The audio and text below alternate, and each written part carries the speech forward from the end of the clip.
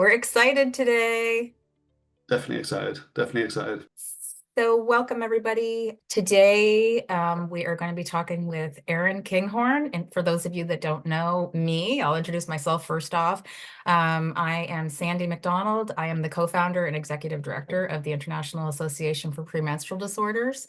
Today, we are talking with Aaron Kinghorn, which is one of our board directors at IAPMD. And Aaron has actually just put out a book, Fighting for Hope, talking about his experience with PMDD and his family and his journey. And we are super excited to be able to open this conversation and have this because we see every day and we hear every day from people that are talking about how their PMDD is affecting relationships. So we're super excited to be able to share this space with you. Quickly, I'm just going to go over a quick disclaimer. So this webinar is for educational purposes only and is not intended as medical advice. IAPMD does not endorse, sponsor, or encourage your use of information or services presented, and we accept no liability for the content. Please consult your trusted healthcare professionals and your own values and beliefs when making decisions about your own treatment and care. So we are going to keep this casual.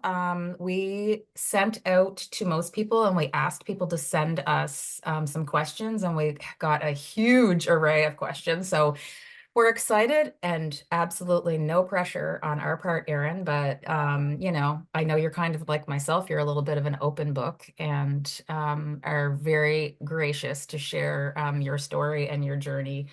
And so relationships and communication with partners, let's talk about this because it's fully loaded. It's a lot to take in. And I know, like I said, we're talking to people every day, and you run one of our support groups, which you are speaking with partners every day, and you are a partner. And you wrote this incredible book that is uh, just amazing. And I think this is going to be a really awesome resource for people that are in this space. And I'm super delighted to have you here to share. Tell us about it. Tell us about the book and your journey. And Well, yeah, yeah. I mean, it is really nice to be here. A slightly nerve-wracking as well. This, we got like, this. yeah, not with you especially, Sandy, but just to speak generally about this. As some of you might know who've seen the book, my day job isn't really anything to do with PMDD. It's to do with teeth, so it's entirely unrelated. Um, but the PMDD space, is come. It is quite a journey that I've been on, and if someone had told me, maybe 20 years ago that I'd be, in this space talking about mental health or menstrual health, I just wouldn't have really imagined it. It was so far away from anywhere. But, life's like that, doesn't it? It takes us down different places and different avenues. And I guess, my story, I guess, starts with Jude, my wife.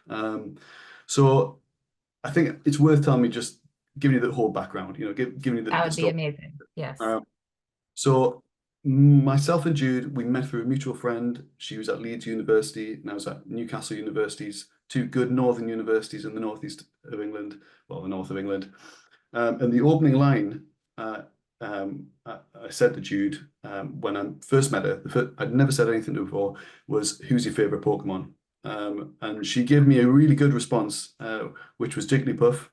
So not many people know that, have a wide Pokemon range of knowledge. So, but that kind of spurred on what would be a relationship with 20 years and four children and a lot of stuff. So little did I know how little things can bring about big things. Um, Seriously, that's a lot from that one little conversation. Yeah, yeah, that's right. So I mean, Jude is absolutely amazing. She has changed, I think, who I am for the better Wow. immensely. She's incredibly empathetic. She's resilient. She's really, really clever. I don't think I've met anyone so intelligent as her. She can really juggle the most complex concepts, and she's my first go-to when there's something I'm kind of really, really got a quandary about because she can just cut through it. She's also absolutely hilarious, and we found that actually the sense of humor between us has been a really powerful thing, especially in those dark places, which inevitably come with PMDD. That it has made all the difference. And she's really sporty as well. So I've only beat her once at squash, and that was when she was 6 months pregnant, and she had to stop the game. because she was feeling a bit dizzy, but I still won. I still won. I just hold that. Um, so yeah, we have four children together. The oldest one is 18 now, and the youngest one is 11. They're great. But yeah, our story starts at the beginning of our relationship. And, you know, I don't know how else to describe it, but I knew something was different early on. I'd had very little exposure to mental health conditions or mental health at all, really growing up. Um, but I knew something was different, and it felt often like I was living with two different people. Mm. Sometimes Jude would be cheery, optimistic, hopeful, and and then other times she would be really depressed, overcome with fatigue, angry, irritable, unable to get out of bed, and she'd have some really, really dark thoughts. And you know, she would blame herself, and she'd feel worthless. But often that kind of irritability and the rage, and you know, we'd argue a lot, which is what as well. And I often became a lightning rod for I think some of those psychological storms that would arise. But as a partner, it was really confusing. It felt like the rules of my world kept changing, and it was a constant state of flux. I found it very difficult to know where I was at any given time, and especially because these changes would happen suddenly, and I didn't know why. Um, Right. but it changed as these things do when my wife was watching a TV program called Loose Women. Now, those who are in the UK may be familiar with this program. It's a classic daytime TV program where you've got a panel of women who sit down and just discuss stuff, you know, and it's just like they're friends and they talk about different things. And the concept of mood changes prior to the period arriving was introduced. So that was in Mm. 2006. And my wife hadn't come across this before. Now, bear in mind, I've got 5 years of dental school covering physiology, psychology, and psychiatry, and pharmacology, and cell biology, all these kind of things. My wife had done 4 years at nursing as well. And Wow. how this bypassed us, we just don't know. But either way, my wife kind of thought about this and she mentioned it to me. And immediately I thought, perhaps there's something here. Perhaps there's something here. And I remember going on the internet and there was nothing there except on the research papers. You know, so I was on PubMed and I was looking at, you know, extreme PMS or PMDD and reading these things, and that was a light bulb moment for us. It really was, and it started to kind of from there. We started tracking, and we started to kind of, you know, recognize it was like clockwork. It was like clockwork. You know, the mood would change, and it would be a week or two before the period, and then within an hour or two for us, you know, and I know there's different profiles for everyone, but the symptoms would just dissipate, and all the kind of dark thoughts and the fatigue and the anger, it would leave. And I just found this the weirdest thing in the world. Yeah, just absolutely bizarre. Um, but then it was kind of trying to retrace our relationship with his knowledge.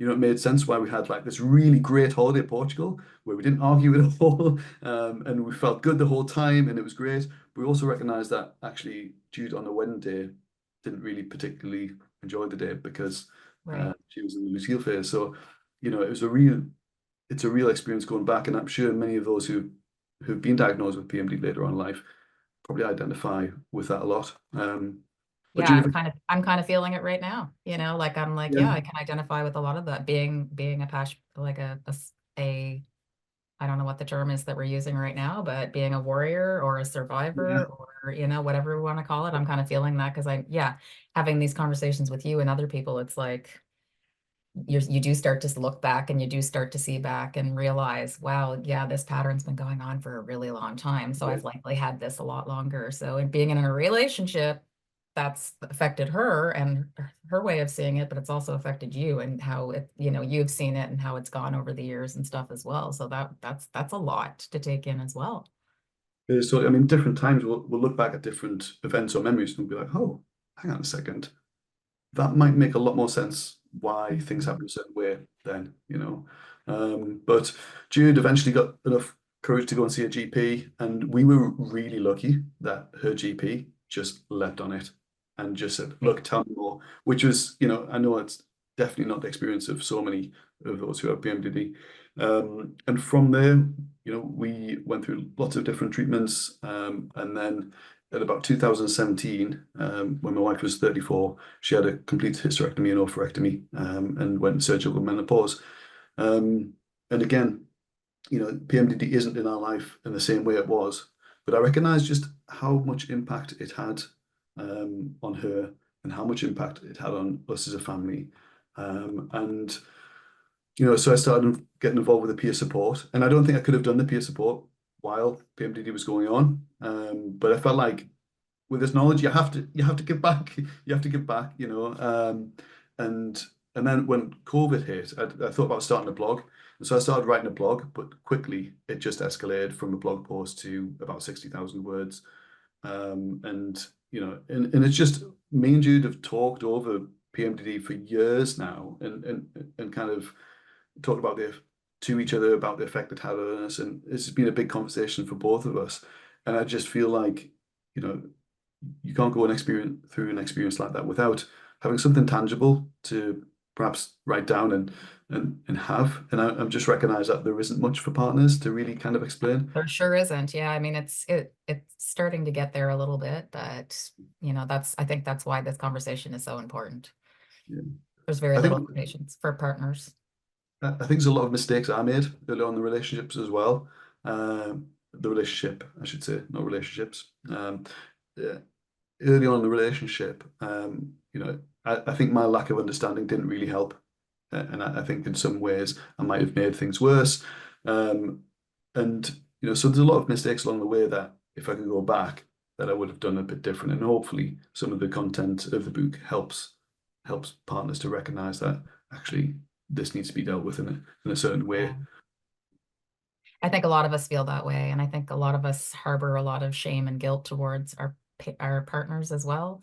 We can think of, I think both of us feel, both people in a relationship feel that way, like the patient themselves and what they have projected onto the partner, and the partner, obviously, you have some of those feelings of the past and stuff like that. And I know with my relationships as well over the past, I can think of, I'm hearing some similarities and stuff like that. And I'm sure a lot of people in the audience that are here are feeling a lot of what you're saying as well. So don't beat yourself up. I think this is amazing. And I'm so glad that you have taken your experience and are willing to share it with everybody, because this is so important, and I feel that, and I think a lot of people are going to feel that. This book is amazing, and I know some people that have read it, a lot of things in it are really resonating with them, and so I think I think that you being a supportive partner and being able to share this, and Jude as well being gracious enough to allow you to share this story is an absolutely beautiful thing. And if we don't speak up and if we don't share, then nothing's going to change.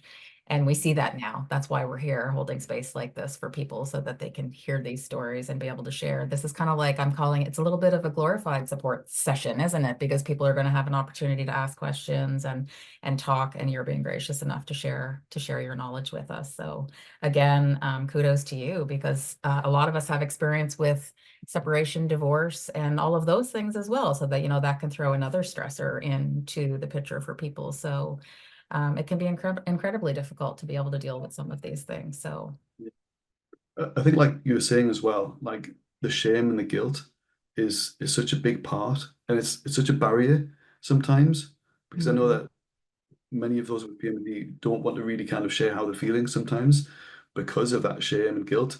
Whereas, we don't feel shame or guilt if we have a broken arm, and PMDD is like a medical condition, like many others, but the difference is it's kind of hidden, isn't it? It's absolutely. not obvious. And I think trying to get rid of that shame and guilt is a really liberating thing. Um, and but it takes time, doesn't it? And it's hard. It's really hard to separate those things out completely. But yeah, I've been kind of warmed by the response as well by some people who've read the book as well. Uh, you know, it seems to be really popular amongst those who have PMDD, who are reading it first and then handing it on to their partners Right. as well. So, yeah, been really pleased with the response so far. Amazing. Well, we have a lot of great questions here. I don't know any more of your story or anything about the book that you'd like to share. or would you like me to get into some questions? And audience, if you want, feel free to pop some questions in the Q&A. We will do our best to get through these. I have a whole big sheet of paper here of questions that people pre-asked, and I see one just popped up in the Q&A section here as well. So we're going to try to get through some of these if we can. What helped you stay supportive to your wife during the bouts of rage? Did Jude have bouts of rage? I know, like you had mentioned before, like some Yeah. anger and stuff. Did she act? I mean, and I don't want to speak without her here, so please, whatever you're willing to speak to, you feel free to speak to that, but don't feel any pressure to answer anything on her behalf or something that you're not comfortable answering with as well. Yeah, I mean, Jude has been really supportive with this everything, and I think it's very difficult as well sometimes talking as a partner, because you're sharing things that are kind of quite intimate to both parties. But as the years have gone by, we've been able to kind of talk about PMDD so much and understand it and reframe it a little bit, that it is possible for us to kind of look at it through the lens of it not being in the same way. So yeah, how do we stay supportive during the rage? And I think the rage is a really difficult subject, and it's the first place where people always go. Certainly on the partner support, it's like, how do I deal with the rage? And I kind of say, well, actually, there's so much focus on the luteal phase that we forget about the follicular phase in the relationships. And that's where I kind of say, right, actually, where we stay supportive is starting with the follicular phase. It's kind of saying, right, what are we doing in that phase to really prepare for the luteal phase? Because actually, as time went on, I recognized that actually the aspects of irritability and the anger and the rage, no matter how hard you tried, no matter how much she tell herself, it would still arrive, and Mhm. I see that as an almost physiological process on there. But during the follicular phase, it was the time where we could really plan, we could prepare, we could talk about things, we could connect, and we'd also kind of talk about, how we can approach when things are intense like that, what different methodologies we could take in order to kind of reduce the harm in those moments. So I know everyone likes to jump to the luteal phase, but I think the follicular phase is really where we made the most progress over time. And I think that's where the reflection, being able to separate out what PMDD is and what it's not, helps remove some of that shame and guilt so you can talk about it more candidly. But I must say, it takes both parties to really be able to engage and do that, to have those conversations. But in the actual bouts of rage, I think sometimes the best place is to get a bit of space on there, Mhm.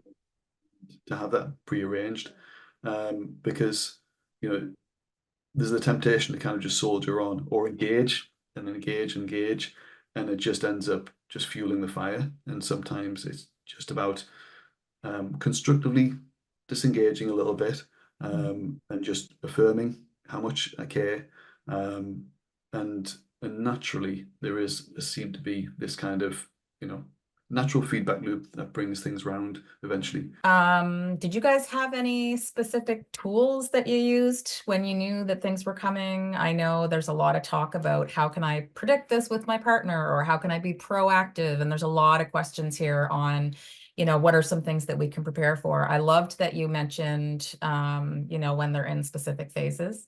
I know for me, when I was in like the same thing, like before I would go luteal, we would start planning. I would have the calendar ready. For sure, tracking was a big thing. I mean, knowing where a partner was, where Jude was during the menstrual cycle was a massive difference. And we'd put it in our Google Calendar, the shared calendar.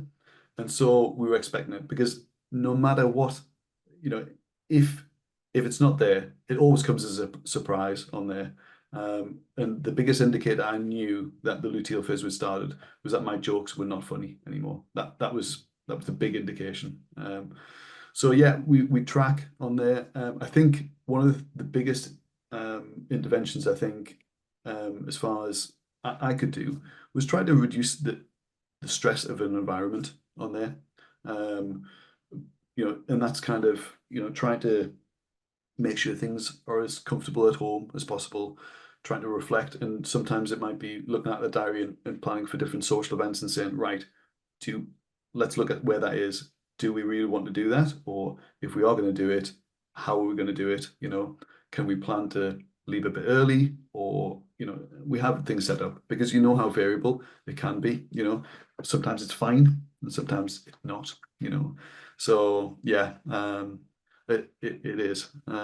But that was one of the tools that we definitely use. The tracking is such an important thing. And I think, I know that there are apps and apps that are being developed as well that really share those details with your partner. And I think the communication side of things it's difficult. And I think there was one of the questions that talked about, how do I communicate with my partner? It's not his fault or her fault when I'm feeling this way. And that's a really important thing for me as a partner to know where I'm at. And I think especially early on in the relationship, I'm quite anxiously attached, if that's the kind of way to describe it, that I would automatically assume it would be me. So finding ways to communicate that, and I know that there's different methods to do it, but even just if it's a text message, even if it's some sort of mood emblem that's on the fridge, Mhm. a little bit of communication goes a long, long way. So it really does make a big difference. So yeah, so those are some of the things that we found helped. But again, I think all the kind of really work happens in the follicular phase, and sometimes the luteal phase. It's kind of like, let's get through this. Let's keep everyone safe. Let's try and offset the negatives as much as we can. I must say as well, this is just my experience, and everyone will be in their own unique situation. And certainly, I don't consider myself an expert. I've written a book, but I think everyone's experience is going to be different, and some things are going to work for some people, and some people won't find that. And communication is so important, isn't it? Yeah. Like I love that you talked about little tools. So we had a calendar. I would also like send a message. As I would notice my calendar, as I would notice it getting closer, and I would start to feel myself get really, not doing well, or I was starting to feel myself get really unwell. And As well with PMDD, I think sometimes the body language Mm. betrays the intentions. Sometimes my wife would just, she'd want to connect. She'd want to kind of um, really let me know that, it wasn't my fault the way she was feeling, but the body language and sometimes the tone betrays those real intentions. And so having ways to communicate that is so important. So Yeah, because important. that has to be confusing for partners. Because I know that's one of the things like that my partner would stress to me. It would be like, this is so confusing if you're not telling me because I don't know what to expect. I feel like you hate me or we're going to break up once a month. And how do I deal with that? Because, we're loving and we're in a beautiful relationship. And then once a month, we're either breaking up or, things are a disaster or whatever. So, and a lot of people are really struggling with that. A lot of partners that come through peer support and stuff are struggling with that as well. It's like she loves me during this phase and then now she hates me and she wants to break up. And did you guys go through any of that? Because I know we hear that all the time. It's either they want to break up or they hate me or they can't stand me touching them. They can't listen to me chewing, all these little things that because we're just become so highly sensitive to so many things during the that phase that you just get so overwhelmed. And then, yeah, that does trickle over into being a mom, being a wife, working, whatever the situation is in your own life. So did you all struggle with some of those things as well? Yeah, we did, all of the above. Mm. I think as well, I mean, I always say that PMDD, it exaggerates and it inflates. And so, and that's the trick of it, isn't it? That PMDD, it almost gaslights you and it takes real issues that are real kind of stressors and real unpleasant things about life, and it magnifies them and inflates them until it almost feels suffocating.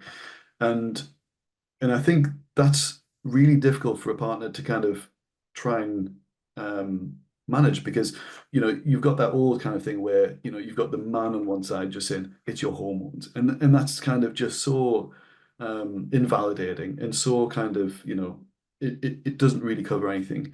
But then you might have someone on the other side saying it's all to do with you. And Mm. really, it's somewhere complex in a grey area in the middle that shifts and changes, and it's not really clear. And trying to work that out can be really difficult, but that's why the communication is so important. I don't think we can often psychologize our way out to curing PMDD. I think it's, often, sometimes I get that feeling that people can feel like they can think their way out of this. And that's great if people can and have had success with that. But my experience, seeing that this was something that really medical treatment brought the greatest resolution for us. Right. That's where we found it. We've had a couple of partners ask, like, how can they be a friend? Or, like, how can they be a friend while their partner is in PMDD? Do you have any suggestions or recommendations on how to try to ride that storm out while they're going through there and then trying to get back to the normal of what you were before the phases kick in? Yeah, I think so. In the book, I've got this kind of these four pillars, and on the foundation, or the kind of foundational relationship aspect, that every relationship's got to have. So it's kind of like commitment, it's trust, it's all those kind of things, and no matter what you do, if you haven't got those foundations, you're not going to go very far. But there are things that if overall I was to describe it, it's understanding what PMDD is, what it looks like, really, really getting your head around it. And I think that was a big change for me in being able to provide support, is when I spent the time to really, really try and understand this. And I'd ask Jude questions, in the follicular phase mostly, say, how does this look like?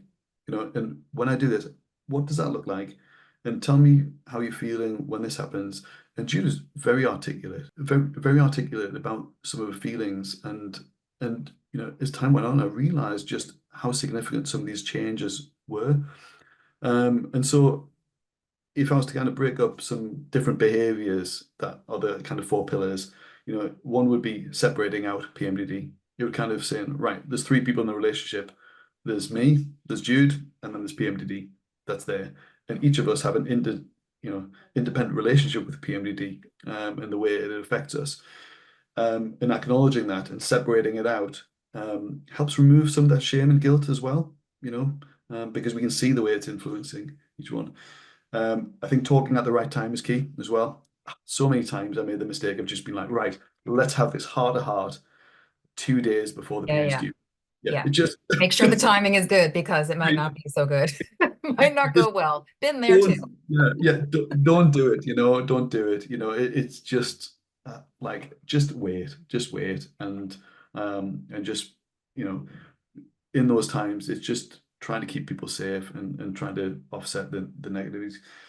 And then I think the third pillar is investing in each other.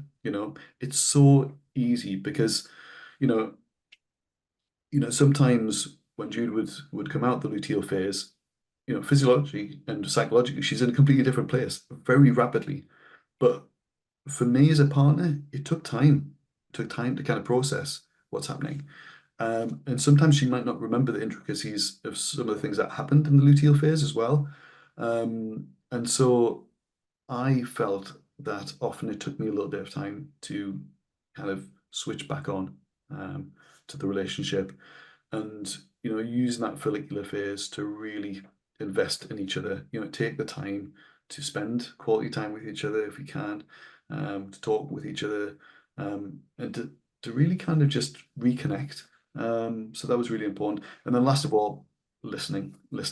You know, Listening is probably, if there's one thing I'd say to partners, it's just start listening. Just start listening and believing as well. For example, with the fatigue, I, you know, I just think, why can't, Jude just get up and just do this? Just, just off their own kind of self-motivation and that kind of thing. It took me a little bit of time before I recognized that actually it was just like wading through mud for every day. Um, and I've had small snippets of, perhaps if I've been ill or where I might have experienced something just on a minor scale. But as time went on, I'm amazed really that so many people go through this, that they manage to live their lives and accomplish so much against so much resistance. And it turned really my perspective from looking at Jude and saying, why can't you do this, to be like, how amazing. How amazing are you? How amazing are the things that you managed to accomplish against such difficulty. And I'd say that to everyone, who has PMDD. I absolutely admire you, because there are so many people who, might socially look like they're achieving so much, but yet sometimes actually getting through the day for someone is a major, major achievement. And they should be awarding medals and being on TV, like, society's got things the wrong way around in many respects. So yeah, So you made mention of the fact that she, might forget things while she's in her yeah. luteal phase. And a lot of patients do experience like mutism, or yeah, they can't get out of bed because their exhaustion, or their brain is just not working, it's shut off or whatever, what have you. And that can be really difficult as a mother and a wife. And there's just so much there. Um, I know that you spoke a little bit about, how you see that and how you feel about that, but is there any suggestions for that? For I guess I'm glad that you brought it up, and because I think that a lot of partners don't necessarily understand or know that some of us do have that happen. Some of us don't realize, our brains are telling us things, or we're hearing things or seeing things that may not necessarily actually be happening. And, you're seeing things very differently, or there's mutism. I know we've heard a lot about that, where people just don't want to talk, or they, go off to themselves and hide in the rooms. Or then we have other people that are reacting with rage and, taking things out on people and stuff like that. But just the fact that you brought up the point that she may not remember, or she is wading through, and that, I think that that's a really important message. And I'm really glad that you brought that up, because I, even myself, like, I had problems articulating that. And we have a lot of people in a lot of the, I don't run this partner support group, but I do a lot of the other peer support. And a lot of the things that we're hearing from a lot of patients over the years is that I don't remember sometimes things that happen while I'm in my luteal phase. And I will think of something, or it might flash back way later and things like that. So, that can also really wear on a relationship, especially if they're seeing things, that they might be seeing things very differently than you might be seeing it. And I know that was one of the struggles that my partner and I had. It was like, I'd come back and I'd be ticked off about something, and I would, might come in with an attack if I was in that phase or feeling that. And then I might not even remember it. And we've had so many patients come back, and then I'm like, how awful is that for him, that he has to be dealing with that? And then he's upset and he's mad and he's beating himself up. And then he comes back and he gets mad, and the circle continues, and that goes on again the next month. So the fact that, yes, people might not necessarily remember, or they might go off into their shell or things like that, that can be really hard to deal with. And I just want to give kudos to you and partners again for that, because that has to be hard on the flip side. Like, I'm speaking from my experience with lived experience, but I'm not the partner, and I'm not a partner to somebody that has PMDD. I am the person that had PMDD. So it must be really tough for partners to have to deal with that. I think some partners, because sometimes when they're reflecting on it with their partner, there's two different versions of the same event, and so sometimes what they'll do is journal and just write things down, and it just helps as a bit of an anchor for them cognitively to, know that, well, that did happen, and I can look back and be like, yeah, that was right. But I think it's, fair to say that, that those, when Jude might be in that fit, that is her reality in that moment, and that, there's no amount of convincing sometimes that's going to break someone out of that. And just as, two people can get on a roller coaster and one can have a fantastic time and the other can be, which is me, I don't like roller coasters. Jude likes roller coasters. Um, can have a completely different experience, but yet traveling on the same journey. And I think it's respecting and validating that experience is really what happened. Yeah. Um, and and the ability to kind of just not take that personally, to kind of look and say, well, actually, that was the experience at the time. And you know, although although that doesn't represent my experience, it's still there and it's still valid. Mhm. And and perhaps there's things in there that we can address and talk about, to try and deal with that. As I say, often it would exaggerate and inflate things that were already things in the relationship, and Mhm. things that might be able to be modified, or discussed, and make some changes on my part, or so there's lots of different ways. But yeah, certainly the memory aspect of things can be really confusing as a partner, and Yeah, it can be very tainted. It can be very tainted, and that makes it hard.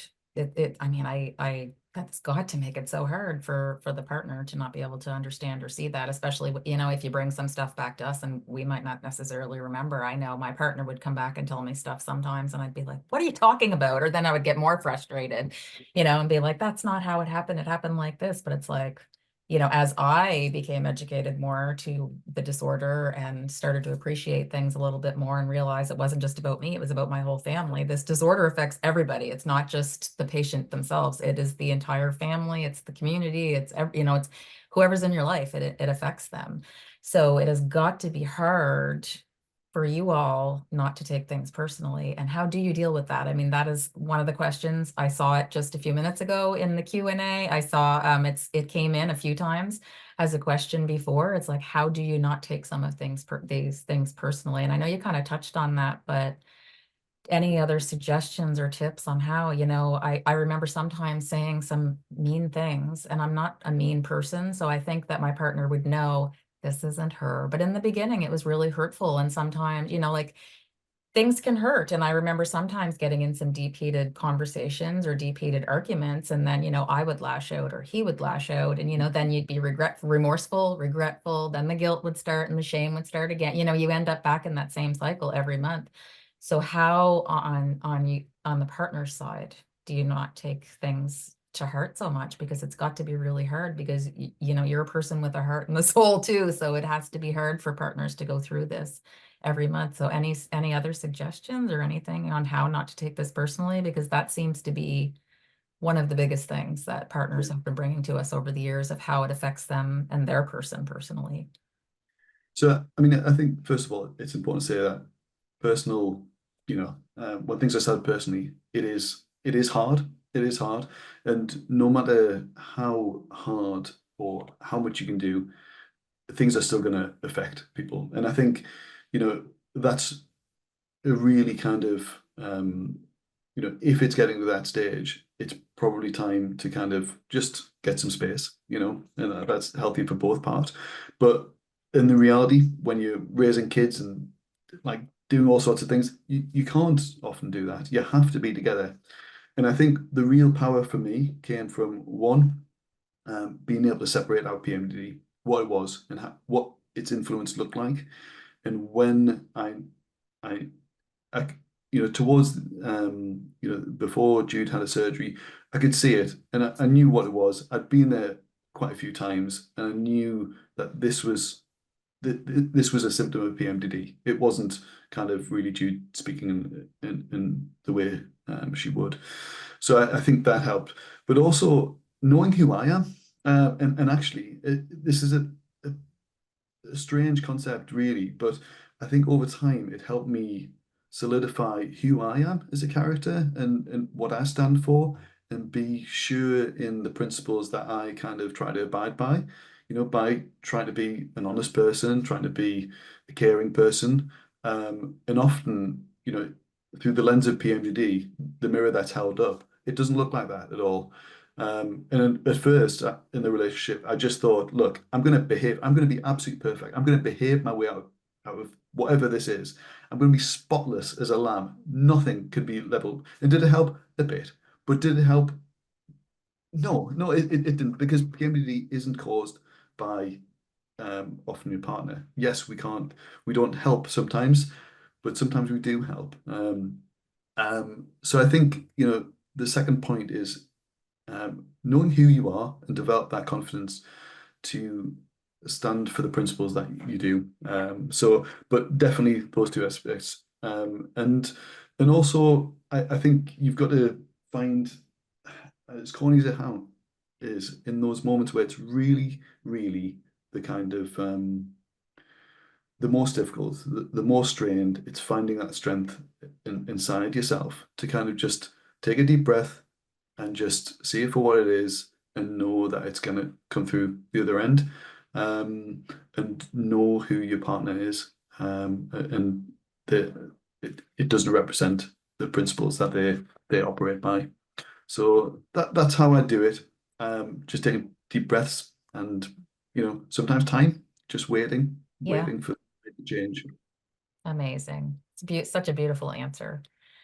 So let's talk about a little bit about parenting, because I know a couple of people are asking, like, have you ever talked to your children about PMDD, or have you talked to them about, like, how can you, I guess you're not really dealing so much with PMDD itself anymore because Jude is post-op, so you're dealing with, a whole different situation. But when she was going through PMDD and there was things going on in the relationship each month and stuff like that, did you ever have to talk to your parents, because, or your children, sorry, we have a lot of people that are asking us, like, any tips and tricks, or like, how did you speak to your children about how their mother is acting, or how do you speak to your kids about, mom did this, or, mom's in bed all the time, or what have you, so did you ever have any of those conversations with your kids, or did Jude ever have those conversations or anything with how do you deal with this, I guess? Because we have parents asking, like, one partner wrote in and asked, how do I help my son with dealing with PMDD in our household?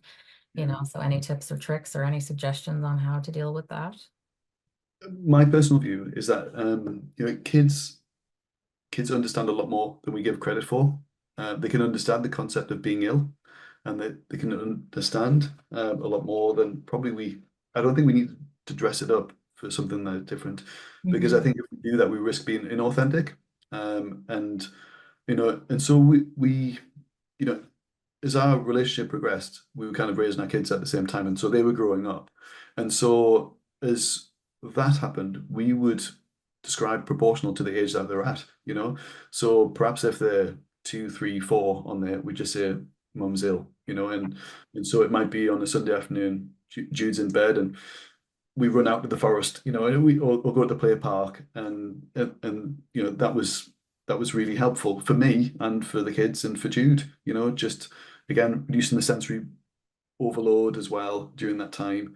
And also there's the guilt as well for those who have PMDD, often you know, about perhaps meal times or screen time and that kind of thing.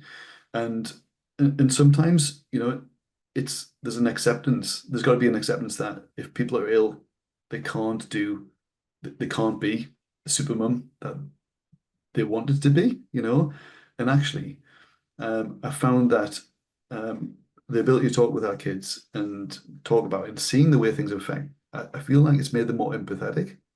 I feel like it's Mhm. made them a bit more understanding. And we've seen this as they come through the teenager, that they're more aware of mental health and they're more willing to cut some people some slack on there and just say, well, actually, there might be a reason rather than an excuse behind some of this.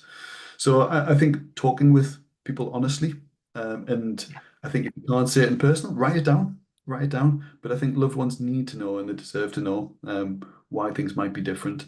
And I think we do a disservice to ourselves and them if we don't really say the reality of things. Mhm. So that's just some of my opinions, but it can be hard, I think. It's raising kids is like, you know, really difficult. Yeah, that's a Mm. whole other webinar. Yeah, yeah. That's a It's so lot of webinars. yeah, it's so stressful, and I think the stress just, it's pouring gasoline on the fire, that of PMDD. It really does escalate things a Yeah, lot. I So have to I have to agree, as a mom of kids, and I had started this journey when my kids were quite young, and that's kind of how we would say it to them in the beginning. It was like, mommy's sick, mommy's not feeling well. And then as they would start to get a little bit older, I keep explaining a little bit more and a little bit more each time. But yeah, my kids have always known that I've been on this journey, and I have to agree with you. I feel that it's made my kids, very authentic. They have a wonderful appreciation of different issues, and yeah, so I have to agree with you on all that, and I think that that's awesome, and it makes me feel a little bit better that you kind of reiterated what I already feel that I've done. So thanks, you gave me some validation, and I'm validating you back. So kudos. A I've got lot an of idea. work. I've got an idea for a kids' book on PMDD, and it's basically my mum is a superhero, and then but for 2 weeks or a week or two, she's exposed to kryptonite, and it just kind of, so the default position is that the mum is a superhero who's dealing with PMD, who's dealing with things beyond, the powers of most other people. But then there's some kryptonite that comes in, which is PMDD. So if there's any illustrators, There's so many hearts flying around, and I feel like I'm getting all teary here. I'm like, Aaron, stop. That's beautiful. That actually makes me feel good too, because I know as a sufferer, we consistently beat ourselves up, and imposter syndrome, and yeah, I yeah, could list off a bazillion things, but it's a lot. So that's beautiful. I love that too. I know you mentioned that Jude went through surgery. mhm, Um, or can you speak a little bit about what may have led her to that? Or, did you guys discuss that, or how that might have went down? Because there's a couple of questions here about what led yeah. what led her to the decision of surgery, and how did that look for you all? Because I know I So went through surgery as well, and it's a lot. It's fully loaded. So yeah, we're interested to hear if you can speak a little bit to yeah. that. I mean, again, I'll give that big disclaimer that everyone's experience is going to be different on there, but we can only talk from our experience. And if I was to bring Jude in here, she she would be the greatest advocate of having surgery. She was definitely treatment resistant, and I think it's great when we see that different interventions are working for people. But we'd gone through a few, Yeah, and I think actually, and can we speak to that a little bit? Did she try, there's questions about, did she try antidepressants? Did she go through yeah, chemical menopause? She did go through some of we those we treatments. didn't. Yeah, we went through SSRIs, CBT. We went through IUD. We went through a few different things, and like you know, it's so hard going through that because if PMDD is a sensitivity to hormonal fluctuations, a lot of the interventions are essentially messing with the hormones, and so you know it's it takes a toll as well on her going through this, and balancing the side effects with the positive aspects. But after a few years of trialing different things, you know, we were at the phase where we felt, we had 4 kids, and probably 2 would have been enough, but we But they're had all 4. very beautiful, so it's They're okay. all very beautiful, and I'm not going to give them back. But so we had we had 4 children, and we were thinking actually that this might be the best course on it, and we thought we'd have to go in there to the consultant and kind of really push it, and go through the chemical menopause aspect first, but it just so happened that we went on a day that Jude was really in a bad place on the luteal phase, and and I think Jude just said to the consultant, "I think I'm at the stage where I'd like to have surgery," and the consultant just went to their desk and brought out the diary and just said, "Right, when do you want it?" And I must say, you know, towards the end, before the surgery, I think we both had separated PMDD so much that we could see it for what it was, and we knew what it was. But even then, after surgery, I think I was a little bit surprised at just how much it did account for in our relationship and the symptom profile with Jude. I mean, there could be a whole nother webinar on what it's like in surgical menopause, and trying to balance the HRT aspects. But I must say, it's been life changing for for Jude, and it's been life changing for me, and probably, I think it's fair to say, life saving as well. Um, I think that's fair to say. So yeah, surgery. It's a big deal. Huge But deal. It's very life-changing. yeah, yeah, And, a lot of people I don't think tend to realize that we have, the patients are talking all the time about surgery. We have an entire support group dedicated to surgery and post-op. We have, people writing in all the time asking about surgical options and all those things because they feel they've went through all the treatment guidelines and they're not working. And when you're biologically changing your body's going to go through a huge trauma. And I think some people just think it's over, it's out, but there's a lot to it. And being somebody that's experienced that as well, your brain and your body need to learn how to work together all over again. Your body goes through a huge trauma. It takes at least a year, if not longer, for the insides of you to heal what's been stitched and what hasn't.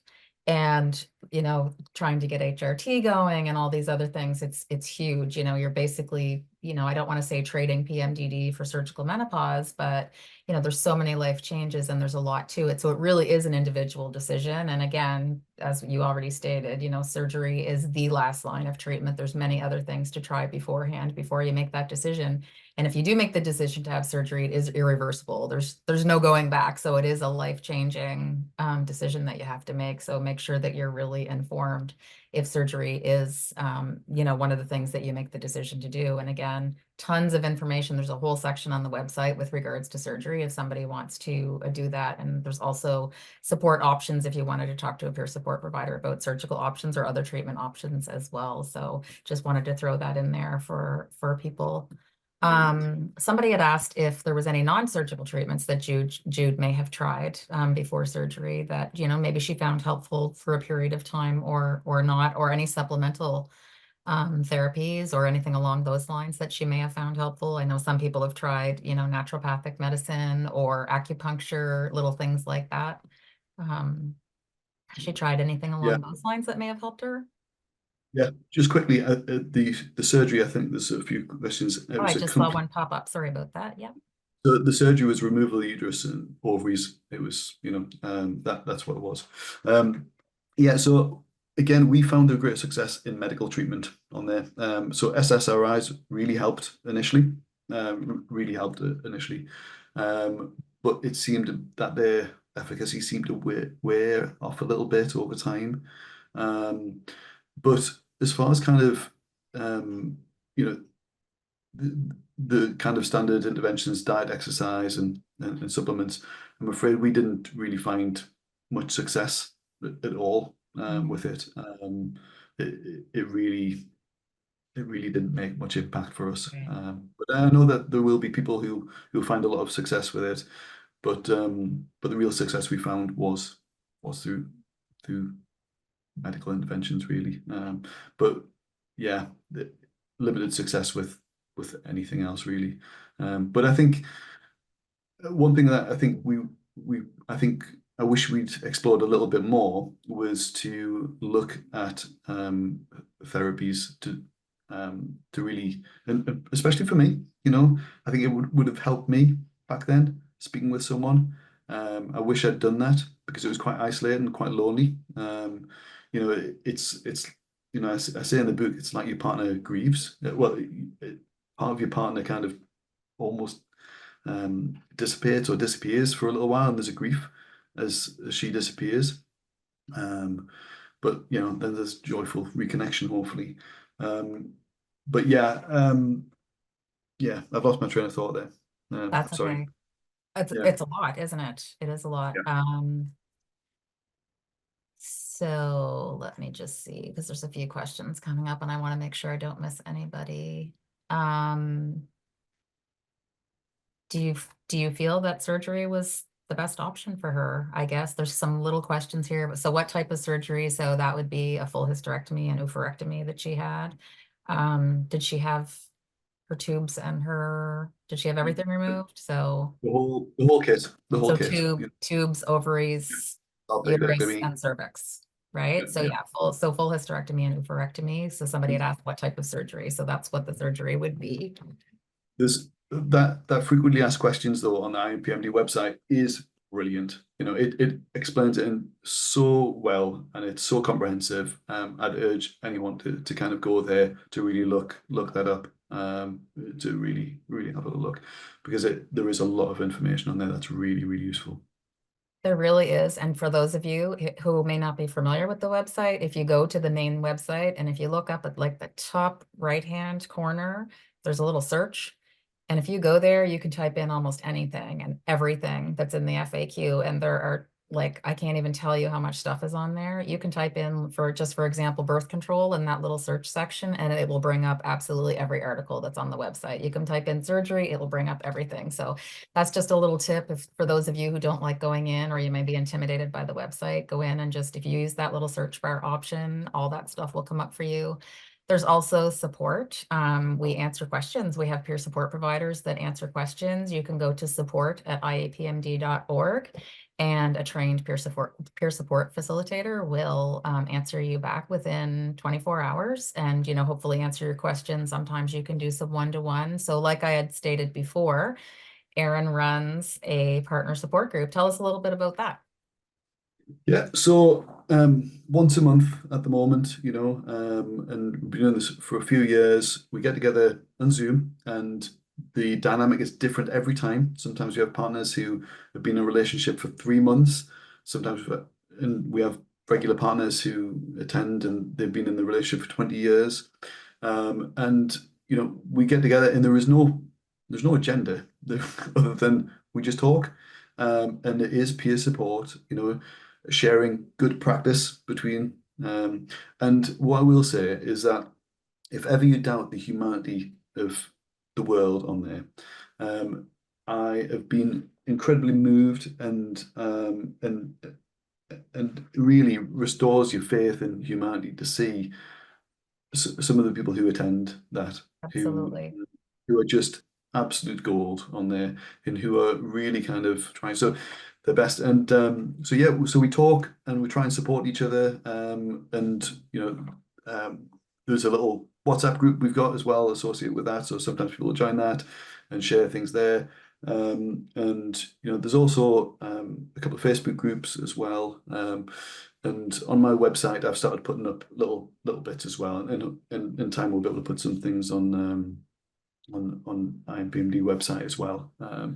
So yeah, one thing that and I know there's one question I think I saw is how do I invite my partner in the process of supporting without over asking?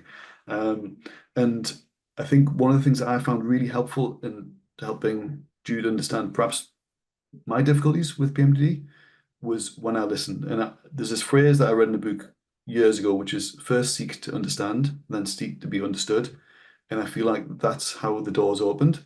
That if you start asking, perhaps asking your partner and, getting to know them, it's just suddenly that vulnerability, that kind of, it opens the gate to really kind of, and it's a slow process. And I also heard the last week that I loved, which was you travel at the speed of trust. And I think that's a big part of it as well. It's Amazing. incremental, it's a long game. So yeah. And one of the things that I heard once is sharing is caring. Yeah. So, and that's a Brene Brown little quote there for those of you that are fans, but it really is, it's true. And that's what we're doing here. We're sharing, and we shared with a lot of people. And I saw somebody just asked if there was support groups for patients, and yeah, there's all kinds. If you go to the website under the patients section, there's a section there for peer support specifically, and it'll tell you about all our Facebook groups, all the video support groups, and all other ways to get in contact with different forms of peer support. So by all means, check that out. Also, you can find Aaron's book. Aaron has, Aaron, I don't know if you want to speak to that, but you have your own I've Instagram got I've got page. an Instagram on there, which is I'm not very good at social media, so you might get a post every now and then. So, but it's there, and there's a link to the book as well. It's available on Amazon, and all the profits go to IAPMD as well. And then I do have a website which I'm trying to kind of build with time, just for resources, and I want to make sure that we take the right tone with this. I think that there's too much sometimes, especially on the anonymous forums of an us and them.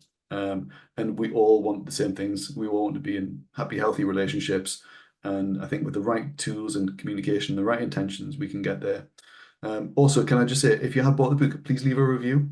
We sold a few hundred, but there's only 5 reviews on Amazon. So if you have something to say about it, please do as well, because it may just help encourage others to pick it up on there, or have the confidence Yeah, to pick and it up. we've heard some wonderful feedback, like verbally as well within the support groups of, this has been there's one that just popped up. I bought it, it's fabulous. So there you go. We're hearing a lot of really wonderful feedback from it as well. And we're super excited to be able to share that, and extremely grateful for Aaron for sharing his experience with us. Thanks to Jude and your whole family for allowing us to, open this space and have these conversations. I hope we answered everybody's questions. I'm not sure if we did. If anybody is interested, Aaron's group is available on the website. You can find the book there as well. There's stuff on socials. If anybody has any questions that they want followed up from here, by all means, you can get in touch with Aaron. You can contact peer support. There's ways to contact us, no problem at all. So please, by all means, get in touch with us if you have any questions. And again, it's support@iapmd.org. Aaron is Aaron at IAPMD.org. I am Sandy, Sandi, at IAPMD.org. And again, if anybody has anything, please feel free to reach out to us. Thank you so much for sharing this space. This has been amazing, and I'm sure that we will probably do this again. We love sharing our experience and knowledge with the community. And if anybody has any ideas, suggestions, wants to do a webinar or anything like that, you can reach out to me directly and we can discuss those options. And we hope that everybody found this information wonderful. I know that I loved sharing the space with you, Aaron, and I always love chatting. So this has been very insightful and very fun to be able to do. So thank you for your time and for being here. Very much. Thank you very much. Thanks, Sandy. Thanks, everyone. Thanks, everyone. Have a wonderful day. Bye. Bye-bye.